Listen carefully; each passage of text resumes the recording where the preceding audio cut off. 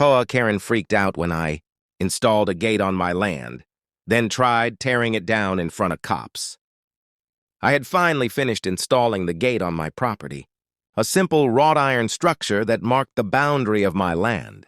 It was nothing extravagant, just a way to keep my yard secure and define my property line clearly. I had followed every rule, obtained all the necessary permits, and even double-checked the HOA guidelines. Everything was perfectly legal.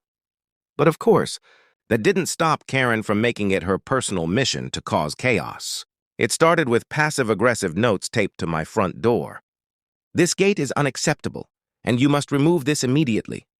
At first, I tried to ignore it, thinking she'd eventually give up. But Karen doesn't do ignore. She escalated quickly.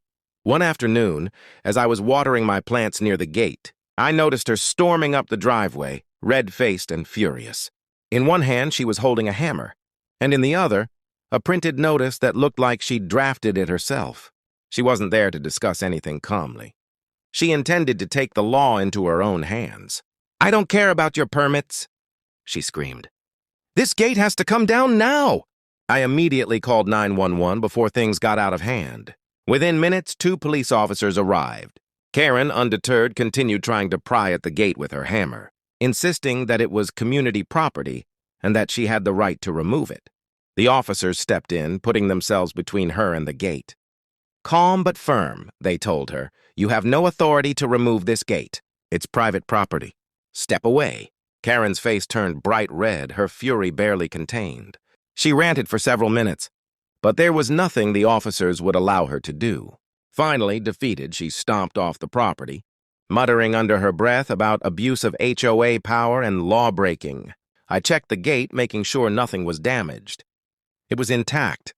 My heart was still racing from the confrontation, but I couldn't help feeling a sense of relief and triumph. The incident became the talk of the neighborhood, with everyone realizing just how far some HOA members, or self-appointed enforcers like Karen, would go. It was a reminder that standing up for your legal rights isn't just about rules on paper. Sometimes it's about having the courage to defend them in person.